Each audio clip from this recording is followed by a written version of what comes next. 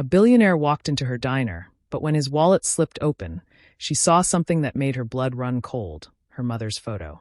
A simple black woman who had lived an ordinary life raising her child alone. Her mother had no known ties to wealth or power, so why was her picture in a white billionaire's wallet? Stay tuned to find out the truth that shattered her world, and tell us in the comments where you're watching from. The late-night shift dragged on at the quiet diner, the hum of a flickering neon sign outside barely breaking the silence. Zoe Carter wiped down the counter, exhausted but relieved that the night was almost over. Then the bell above the door jingled. She glanced up, expecting another weary traveler or a local looking for coffee. Instead, a sharply dressed man strode in, his presence commanding. His suit alone probably cost more than her entire yearly rent. He moved with quiet confidence, scanning the diner like someone used to owning every room he entered. Zoe watched as he settled into a booth by the window, his piercing gaze locked on the city streets. When she walked over to take his order, he didn't bother looking at the menu. Black coffee. His voice was low, firm. She nodded, jotting it down.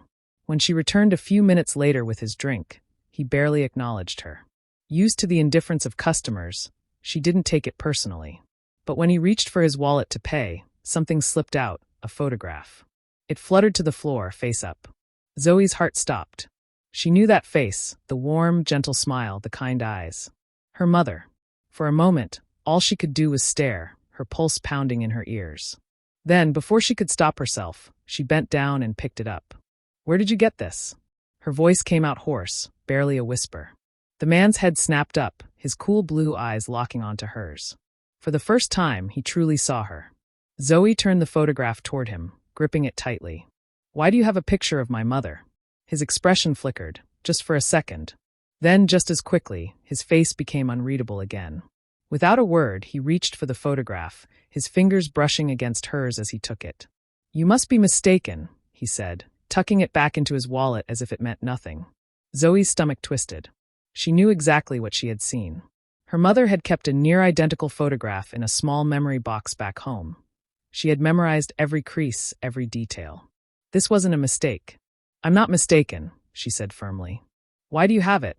The man exhaled sharply, adjusting the cuff of his expensive suit. "I don't owe you an explanation." Then, before she could react, he stood, placed a crisp $100 bill on the counter, and walked toward the door. Panic surged through her. He was leaving. This might be her only chance to find out the truth. She rushed out from behind the counter, nearly knocking over a tray in her haste. "Wait!" He didn't stop. He was already heading toward a sleek black car parked at the curb, the driver stepping out to open the door. Zoe's heart pounded. "Please, just tell me how you knew her." For a brief moment he paused, his hand resting on the car door. She thought, hoped, he might actually say something. Instead, he turned just enough to meet her gaze, his stare cool, detached. Then, in a voice devoid of emotion, he said, "Forget this." Then he slid into the car, the door shutting behind him. The engine roared to life, and before she could take another step, the vehicle disappeared into the night. Zoe stood frozen on the sidewalk, her breath coming in uneven bursts. A billionaire had just walked into her life, and left her with more questions than she could count. Who was he, and why did he have a photograph of her mother? She wasn't letting this go. She was going to find out the truth. Zoe didn't sleep that night. She sat at her tiny kitchen table, her laptop open, searching for any clue about the man from the diner. She didn't know his name, no business card, no receipt with a name, just his face, his voice, the dismissive way he had looked at her, as if she were nothing more than an inconvenience. But that photograph changed everything. She started by searching for wealthy business tycoons, real estate moguls, and influential CEOs. Dozens of names flooded her screen, but none matched his face. Her frustration grew. Hours passed. But then, as she was about to give up, she saw him, Richard Lawson, CEO of Lawson Global Enterprises, a billionaire real estate magnate, a man whose empire spanned cities, with his name tied to luxury developments and high-profile deals. Zoe clicked on his image, her breath hitching. It was him. She scrolled through article after article, but nothing linked him to her mother. No past relationships. No known family ties. Nothing. Which meant only one thing: he had erased her. Zoe clenched her fists. He had walked into that diner holding a picture of her mother and acted as if she didn't exist, as if Evelyn Carter had meant nothing. The thought made her blood boil. She wasn't letting this go. She needed answers. And she knew exactly where to start. The next morning, Zoe boarded the first bus downtown. Her heart pounded as she stepped off in front of a massive glass skyscraper, Lawson Global Enterprises. The building loomed over her, a symbol of wealth and power. But she wasn't intimidated. She walked inside, straight to the reception desk. "I need to see Richard Lawson," she said, her voice steady. The receptionist barely looked up. "Do you have an appointment?" "No," Zoe admitted, "but it's important." The woman sighed, unimpressed. "Mr. Lawson doesn't take walk-in meetings." Zoe expected this. She had no appointment, no official reason to be here. If she wanted answers, she'd have to find another way in. Her eyes darted around the lobby, security guards near the elevators, employees flashing badges to get through the turnstiles. No way she was getting in the normal way. Then she spotted him, a young man mid-20s, balancing a coffee cup and folder, heading toward the elevators. He looked distracted. She moved quickly, falling into step beside him. "Hey," she whispered urgently. "Wait up, you forgot to send." "Me. That report Mr. Lawson needed." The man blinked, startled. "What?" Zoe sighed in fake exasperation. "The report. He was expecting it this morning." Before he could respond, she smoothly stepped forward, walking right through the turnstile just as his badge activated the sensor. The guard barely glanced at her. She was in. Her pulse pounded as she stepped into the elevator, pressing the button for the top floor. This was it. She was about to come face to face with Richard Lawson, and this time he wasn't walking away. The elevator doors slid open to the top floor of Lawson Global Enterprises. Zoe stepped out, her breath shallow, hands clenched at her sides. The reception area was sleek, modern, and intimidating. A man in a dark suit approached her instantly. "Miss, do you have an appointment?" "No," she said, "but I need to see Richard Lawson. It's about my mother." The man's jaw tightened. "Mr. Lawson doesn't take walk-ins." Zoe exhaled, her heart pounding. "Tell him my mother's name was Evelyn Carter, and I'm not leaving until I speak to him." The man hesitated before disappearing down a hallway. The minutes stretched endlessly. Then finally a door opened. Richard Lawson stepped out. The moment he saw her, something flickered in his gaze. Not surprise. Not anger. Something closer to resignation. He walked toward her, slow and deliberate. Then, after a long pause, he simply said, "Come with me." Zoe followed him into his office, her heart racing. The moment the door closed, she turned to face him. "Why do you have a picture of my mother?" He didn't answer right away. Instead, he reached into his desk, pulled out his wallet, and placed the photograph on the table. Zoe stared at it. Then slowly, her gaze lifted to his. "You knew her," she whispered. Richard met her eyes, his expression unreadable. "I didn't just know her," he said finally. "I loved her." Zoe's world tilted beneath her feet. She had come for answers, but she wasn't prepared for this. Richard leaned against his desk, exhaling sharply. "I loved her," he repeated, his voice carrying the weight of years of regret. "But I walked away." Zoe's chest tightened. "Why?" His jaw clenched. "Because I was a coward. My family made it clear. If I stayed with Evelyn, I'd lose everything. The inheritance. The business. My place in their world." Zoe's stomach churned. "So, you left her for money?" Richard's gaze darkened. "I thought I could come back for her later, when I had secured my future. But by the time I did, she was gone." Zoe's hands curled into fists. Her mother had suffered while this man had lived in luxury. "She never told me about you," she whispered. "Not once." Pain flickered in Richard's eyes. "Because she wanted to protect you. From me." The weight of his confession settled in the room, suffocating in its intensity. Zoe took a shaky breath, trying to sort through the tangle of emotions. She needed space, to think, to process. Without another word, she turned and walked out of his office. That night, she searched through her mother's belongings, hoping for answers Evelyn had never given her. As she sifted through old letters and keepsakes, her fingers brushed against something small, a velvet pouch tucked at the bottom of a wooden box. Zoe's breath hitched as she pulled it out and carefully opened it. Inside lay a delicate silver necklace with an engraved pendant. The 3 words "forgive, love, begin" were carefully etched into the metal, and on the back of the pendant was a small, faded photograph, one of her father. A note accompanied it, written in her mother's handwriting. "This belonged to your father. I kept it for you. One day you will understand." Her hands trembled as she realized the full weight of the truth. Richard Lawson wasn't just a man from her mother's past, he was her father. The next morning, Zoe stood outside the towering glass structure of Lawson Global Enterprises once again, gripping the pendant tightly in her hand. The city buzzed around her, but her mind was locked on one thought: this man was her father.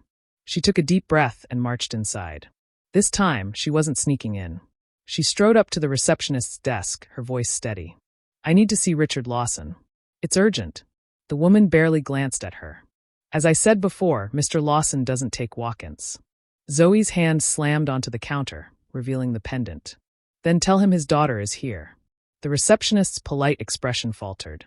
There was hesitation before she finally reached for the phone. Within moments, security guards flanked Zoe, but before they could escort her out, a deep voice cut through the air. "Let her in." Richard stood at the end of the hall, his face unreadable. He turned and walked toward his office without another word. Zoe followed, her pulse hammering.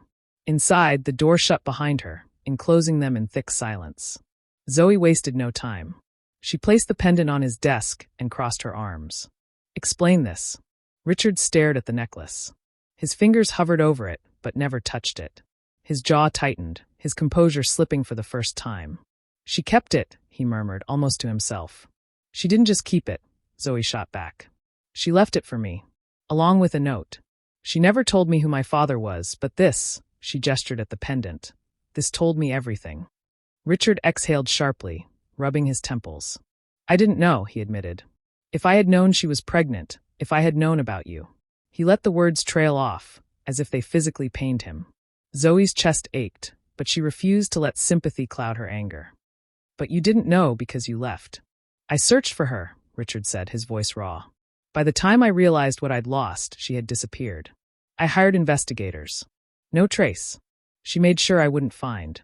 Her Zoe swallowed the lump in her throat that sounded exactly like her mother protecting her at all costs. But was it really protection, or had it stolen something from her? "She thought she was protecting me from you," Zoe said slowly, testing the words as they left her lips. "She didn't think you deserved to be in my life." Richard flinched. Maybe she was right. Silence hung between them. For the first time, Zoe saw the cracks in his armor. The regret, the sorrow, the years of wondering what could have been. "I can't change the past," Richard said, his voice quieter. "But I can be here now." Zoe's fingers curled around the pendant. "Forgive. Love. Begin." The words weighed heavy on her. "I don't know if I can forgive you," she admitted. "Not yet." Richard nodded, his expression solemn. "I understand." Zoe took a shaky breath, her mind racing with questions, emotions, uncertainty. But one thing was clear, she wasn't walking away. Not yet. For the first time, she was willing to hear him out. For a long moment, neither of them spoke. The air between them felt like a fragile thread, ready to snap at any second. Finally, Zoe reached for the necklace on the desk and clasped it around her neck. Her mother had left this for a reason. Maybe it wasn't just about Richard. Maybe it was about Zoe, about giving her the choice her mother had never had. Richard's eyes flickered to the pendant, his breath hitching slightly. "She really never stopped thinking about me, did she?" Zoe swallowed hard. "She never stopped protecting me." He nodded, understanding. "I won't ask you to forgive me today or tomorrow. But if you ever want to know me, not as Richard Lawson, but just as a man who made a terrible mistake, I'll be here." Zoe studied him, searching for deception, for arrogance. She found none. Just regret. Just a man who had spent decades haunted by a choice he couldn't take back. She stepped back, her fingers brushing the pendant once more. "I don't know what comes next," she admitted. A small, almost sad smile crossed Richard's lips. "Neither do I. But maybe that's okay." Zoe nodded. Then, with one last glance, she turned and walked toward the door. Not running, not storming away, just leaving on her own terms. She wasn't ready to call him her father, but she wasn't closing the door either. Maybe some things weren't meant to be rewritten. But maybe, just maybe, they could be rewritten together. Zoe nodded. Then, with one last glance, she turned and walked toward the door. Every step felt heavier than the last, as if she were carrying not just her own pain, but the weight of years lost. She hesitated for a fraction of a second, but she didn't look back. Not because she didn't care, but because some wounds weren't meant to heal overnight. She walked away, not to erase the past, but to decide if she was ready to rewrite the future. She wasn't ready to call him her father, but she wasn't closing the door either. Maybe some things weren't meant to be rewritten. But maybe, just maybe, they could be rewritten together. Zoe's story is proof that the past doesn't have to define the future. Sometimes healing isn't about forgetting, it's about deciding what comes next. What do you think Zoe should do? Should she fully let Richard into her life and give him a chance to be the father she never had? Or is it better to keep her distance and move forward without him? Can love and regret truly heal old wounds, or are some scars too deep to mend? Share your thoughts in the comments below. We'd love to hear what you think is the best ending for this story. If you enjoyed this story, don't forget to like, subscribe, and hit the notification bell so you never miss another powerful story. Thank you for watching, and we'll see you in the next story.